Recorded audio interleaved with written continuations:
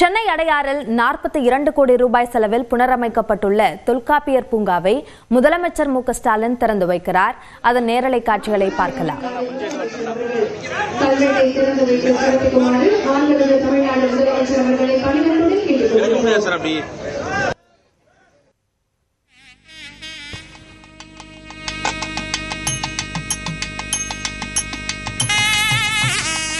இது குறித்த கூடுதல் விவரங்களை நம்முடைய சிறப்பு செய்தியாளர் கோகுலிடம் கேட்கலாம். கோகுல், இந்த தொல்காப்பியர் பூங்கா குறித்த விவரங்களை பதிவு செய்யுங்கள். அடையாறில் இருக்கக்கூடிய தொல்காப்பியர் பூங்காவை 42 கோடி ரூபாய் செலவில் மேம்படுத்தப்பட்டிருக்கிறது. அந்த மேம்படுத்தப்பட்ட பூங்காவை தற்பொழுது முதலமைச்சர் மு க ஸ்டாலின் தொடங்கி வைத்திருக்கார். நவீன வசதிகளுடன் இந்த பூங்காவானது மேம்படுத்தப்பட்டிருக்கிறது. நதிகள் சீரமைப்பு அரசின் சார்பாக 42 கோடியே 45 லட்சம் ரூபாய் செலவுல இந்த பூங்காவை மேம்படுத்துவதற்காக ஏற்கனவே 2021ஆம் ஆண்டு திட்ட அறிக்கையானது தயார் செய்யப்பட்டது. தற்பொழுது முதலமைச்சர் மு க ஸ்டாலின் மற்றும் துணை முதலமைச்சர் உதயநிதி ஸ்டாலின் மற்றும் அமைச்சர்கள் கே என் நேரு உள்ளிட்டோர் இந்த நிகழ்வில் கலந்து கொண்டு தற்பொழுது மேம்படுத்தப்பட்ட பூங்காவை திறந்து வைத்திருக்கிறார்கள். பல்வேறு நவீன வசதிகள் செய்யப்பட்டிருக்கிறது. நுழைவாயில் புதிய அளவில் உருவாக்கப்பட்டிருக்கிறது. குழந்தைகள் விளையாடும் அளவிற்கு விளையாட்டு பூங்காக்கள் உருவாக்கப்பட்டிருக்கிறது. ஏறக்குறைய 58 ஏக்கர் பரப்பளவு கொண்ட இந்த பூங்காவில் இது போன்ற வசதிகளோடு தற்போது இந்த மேம்படுத்தப்பட்ட தொல்காப்பியர் பூங்காவை முதலமைச்சர் தொடங்கி வைத்திருக்கிறார். பொதுமக்களுடைய பார்வையிடுவதற்கு இன்று முதல் அனுமதியானது வழங்கப்படுகிறது. திங்கள் முதல் சனிக்கிழமை வரை பிற்பகல் 2:30 முதல் 4:30 வரை 2 மணி நேரம் மட்டும் பொதுமக்களுக்கு அனுமதி வழங்கப்படும் என்று தற்பொழுது துறை சார்பாக தெரிவிக்கப்பட்டிருக்கிறது. முதலமைச்சர் மு க ஸ்டாலின் மற்றும் துணை முதலமைச்சர், அமைச்சர்கள், சட்டமன்ற நாடாளுமன்ற உறுப்பினர்கள், அரசு அதிகாரிகள் இந்த நிகழ்வில் கலந்து கொண்டிருக்கிறார்கள். ஏற்கனவே 2011ஆம் ஆண்டு அப்போதைய முதலமைச்சர் கருணாநிதி தான் இந்த தொல்காப்பியர் பூங்காவை திறந்து வைத்தார். அந்த தொல்காப்பியர் பூங்காவை மீண்டும் திமுக ஆட்சியில இந்த மேம்படுத்துவதற்காக ஒரு திட்ட அறிக்கையானது 2021ஆம் ஆண்டு தயார் செய்யப்பட்டு ஏறக்குறைய 42 கோடியே 45 லட்சம் ரூபாய் செலவுல இந்த தொல்காப்பியர் பூங்காவானது மேம்படுத்தப்பட்டு தற்பொழுது முதலமைச்சரால் திறந்து வைக்கப்பட்டுள்ளது. கோகுல், இப்போ புனரமைக்கப்பட்ட இந்த தொல்காப்பியர் பூங்கா இதில் கட்டணம் அதில் ஏதேனும் மாற்றம் இருக்கா? எப்போதிலிருந்து பொதுமக்கள் பயன்பாட்டிற்கு வரும்? பொதுமக்கள் பயன்பாடு இன்று முதல் அனுமதிக்கப்படும் என்று தெரிவிக்கப்பட்டிருக்கிறது. திங்கள் முதல் சனி வரை இந்த பூங்காவில் பொதுமக்கள் பார்வையிடுவதற்கு குறைந்த எண்ணிக்கையில், குறிப்பாக பூங்கா பெரிய அளவில் இருப்பதால் குறைந்த எண்ணிக்கையில் மட்டும்தான் பொதுமக்கள் அனுமதிக்கப்படுவார்கள். மரங்கள், பல்வேறு மரங்கள் நிறைந்திருக்கக்கூடிய பூங்காவா இருக்கிறது. ஏறக்குறைய 58 ஏக்கர் பரப்பளவு கொண்ட இந்த பூங்காவை தற்பொழுது மேம்படுத்தப்பட்டிருக்கிறது. 2 மணி நேரம், பிற்பகல் 2:30 மணி முதல் 4:30 மணி வரை 2 மணி நேரம் மட்டுமே பொதுமக்களுக்கு அனுமதி இருப்பதாக தற்போதைய ஏற்கனவே நகராட்சி நிர்வாகத்துறை தான் இந்த பூங்காவை தொடர்ந்து பராமரித்து வருகிறார்கள். அந்த துறை சார்பாக தெரிவிக்கப்பட்டிருக்கிறது. இதற்கென்று ஒரு அறக்கட்டளையும் உருவாக்கப்பட்டிருக்கிறது. குறிப்பாக நதிகள் சீரமைப்பு அறக்கட்டளை உருவாக்கப்பட்டு இது போன்ற பூங்காக்கள் எல்லாம் மேம்படுத்துவதற்கான திட்டமானது தயாரிக்கப்பட்டது. அதே போல 2 பூங்காக்களையும் இணைப்பதற்கு நடை மேம்பாலமும் எல்லாம் உருவாக்கப்பட்டிருக்கிறது.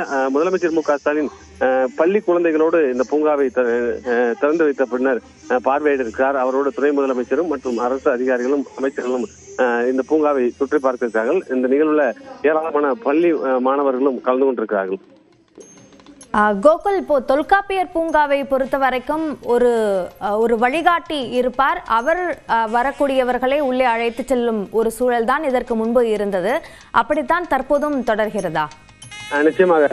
குறிப்பாக பள்ளி குழந்தைகளுக்கு இங்க இருக்கக்கூடிய சுற்றுச்சூழல் குறித்து தொடர்ந்து கற்பிப்பதற்காக பல்வேறு ஏற்பாடுகள் எல்லாம் செய்யப்பட்டிருக்கிறது.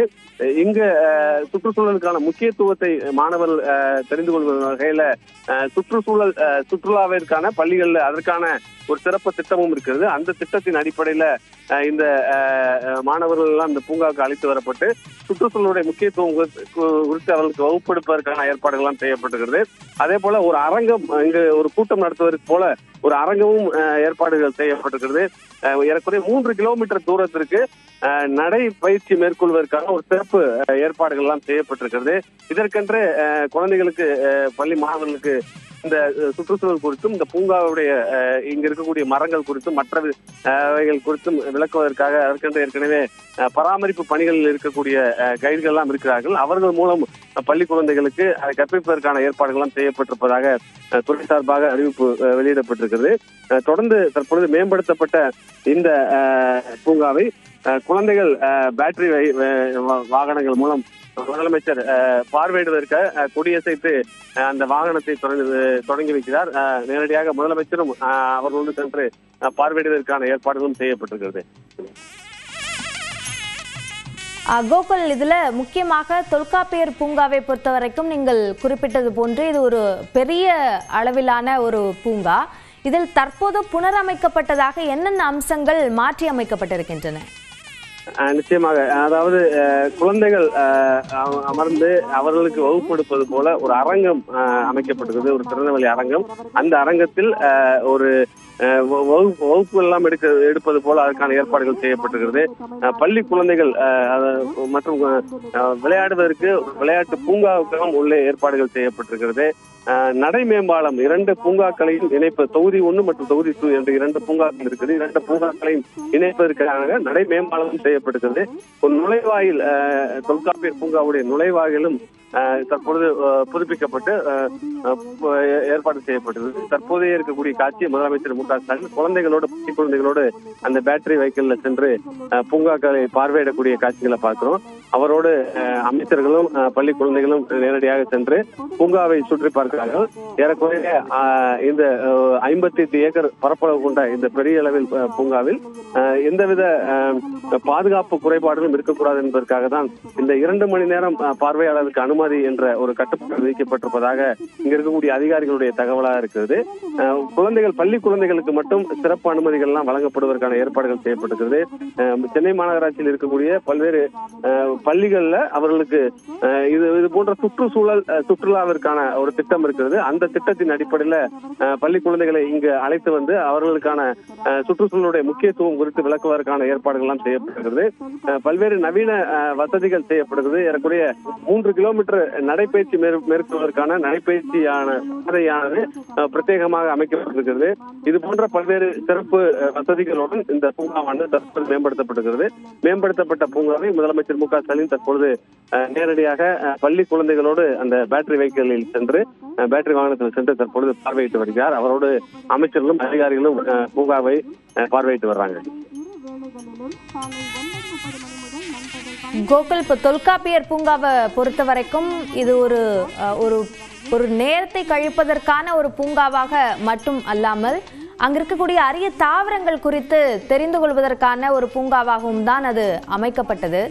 அப்படியான அம்சமாக என்னென்ன விஷயங்கள் அந்த பூங்காக்களில் உள்ளன? கடந்த காலங்களில் இந்த பூங்கா முறையாக பராமரிப்பு இன்றி இருந்ததாகவும் தொல்காப்பியர் பூங்காவினை பல்வேறு புதிய உட்கட்டமைப்பு வசதிகளுடன் மறுமேம்பாடு செய்வதற்காக தான் இந்த திட்டம் தொடங்கப்பட்டு ஏறக்குறைய 42 கோடி ரூபாய் செலவுல இந்த பூங்காவானது மேம்படுத்தப்பட்டிருக்கிறது.